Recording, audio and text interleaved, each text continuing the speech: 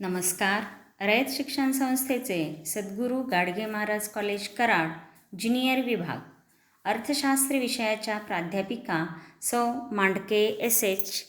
इयत्ता 12वीमधील अर्थशास्त्र विषयाचा अभ्यासक्रम आपण पाहणार आहोत. प्रकरण पहिले, सूक्ष्म अर्थशास्त्र व स्थूल अर्थशास्त्राचा परिचय. आधुनिक अर्थशास्त्राच्या मुख्य 2 शाखा आहेत. पहिली शाखा आहे सूक्ष्म अर्थशास्त्र. त्याला इंग्रजीमध्ये मायक्रो इकॉनॉमिक्स असे म्हणतात. दुसरी शाखा आहे ती म्हणजे स्थूल अर्थशास्त्र.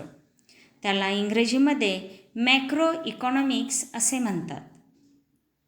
सूक्ष्म व स्थूल या दोन्ही संकल्पना कोणत्या ग्रीक शब्दापासून आलेल्या आहेत हे प्रथमतः पाहूया. सूक्ष्म म्हणजे लहान. सूक्ष्म ही संज्ञा मायक्रोस या ग्रीक शब्दापासून आली आहे. स्थूल म्हणजे मोठा. स्थूल ही संज्ञा मॅक्रोस या ग्रीक शब्दापासून आली आहे.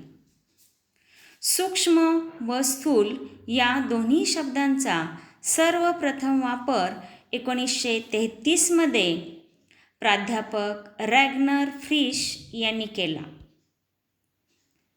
सूक्ष्म अर्थशास्त्राचा अर्थ: सूक्ष्म म्हणजे वस्तूचा लहान भाग होय. सूक्ष्म अर्थशास्त्र राष्ट्रीय अर्थव्यवस्थेच्या लहान भागाशी संबंधित आहे. उदाहरणार्थ, वैयक्तिक उपभोक्ता, वैयक्तिक उत्पादक, विशिष्ट वस्तूची किंमत, विशिष्ट घटकाची किंमत इत्यादी. सूक्ष्म अर्थशास्त्रात वैयक्तिक घटकांच्या आर्थिक क्रिया व वर्तनाचा अभ्यास केला जातो. सूक्ष्म अर्थशास्त्राच्या काही व्याख्या पाहूया. पहिली व्याख्या आहे के.ई. बोल्डिंग या अर्थशास्त्रज्ञांनी दिलेली. विशिष्ट उद्योगसंस्थेचा, विशिष्ट कुटुंबसंस्थेचा व्यक्तिगत वेतन, व्यक्तिगत उत्पन्न, व्यक्तिगत मागणी, व्यक्तिगत पुरवठा व एका वस्तूच्या किमतीचा अभ्यास करणारे शास्त्र म्हणजे सूक्ष्म अर्थशास्त्र होय. या व्याख्येमध्ये विशिष्ट उद्योगसंस्थेचा म्हणजेच एकाच उद्योगसंस्थेचा अभ्यास या शास्त्रामध्ये केला जातो.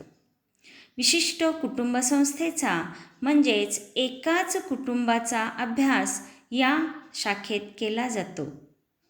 व्यक्तिगत वेतन म्हणजे एका व्यक्तीच्या वेतनाचा अभ्यास केला जातो. व्यक्तिगत उत्पन्न म्हणजेच एकाच व्यक्तीच्या उत्पन्नाचा अभ्यास केला जातो. व्यक्तिगत मागणी आणि व्यक्तिगत पुरवठा म्हणजेच एका व्यक्तीची मागणी आणि एका व्यक्तीचा पुरवठा यांचा अभ्यास या शाखेत केला जातो. व एका वस्तूच्या किमतीचा अभ्यास या शास्त्रामध्ये केला जातो. म्हणूनच विशिष्ट उद्योगसंस्थेचा, विशिष्ट कुटुंबसंस्थेचा व्यक्तिगत वेतन, व्यक्तिगत उत्पन्न, व्यक्तिगत मागणी, पुरवठा व एका वस्तूच्या किमतीचा अभ्यास करणारे शास्त्र म्हणजे सूक्ष्म अर्थशास्त्र होय. दुसरी व्याख्या, संपूर्ण अर्थव्यवस्थेमधील एका लहानात लहान घटकाचा अभ्यास करणारे शास्त्र म्हणजे सूक्ष्म अर्थशास्त्र होय. या व्याख्येमध्ये संपूर्ण अर्थव्यवस्थेमधील फक्त एका लहानात लहान घटकाचाच अभ्यास सूक्ष्म अर्थशास्त्रामध्ये केला जातो. तिसरी व्याख्या मॉरिस डॉब यांनी दिलेली आहे. अर्थव्यवस्थेचे सूक्ष्मदर्शी अध्ययन म्हणजे सूक्ष्म अर्थशास्त्र होय. या व्याख्येमध्ये अर्थव्यवस्थेचे अगदी लहानात लहान घटकांचे अध्ययन म्हणजेच अभ्यास या शास्त्रामध्ये केला जातो. चौथी व्याख्या प्राध्यापक ए.पी. लर्नर यांनी दिलेली आहे. सूक्ष्म अर्थशास्त्राद्वारे अर्थव्यवस्थेकडे जणू काही सूक्ष्मदर्शकाद्वारे पाहिले जाते. अर्थव्यवस्थारूपी शरीरातील लाखो पेशी म्हणजे व्यक्ती आणि कुटुंबे उपभोक्त्याच्या रूपाने आणि व्यक्ती आणि उत्पादन संस्था उत्पादकाच्या रूपाने अर्थव्यवस्थेच्या संचलनात कशा प्रकारे भूमिका पार पाडतात हे अभ्यासण्यासाठी सूक्ष्मलक्षी अर्थशास्त्र या पेशींकडे जणू काही सूक्ष्मदर्शकातून पाहते.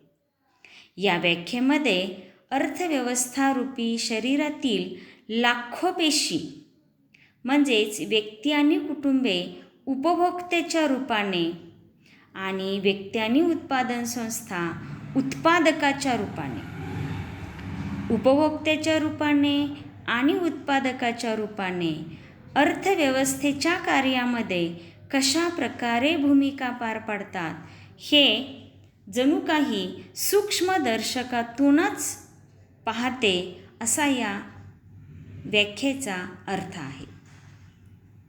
सूक्ष्म अर्थशास्त्राची काही उदाहरणे पहा.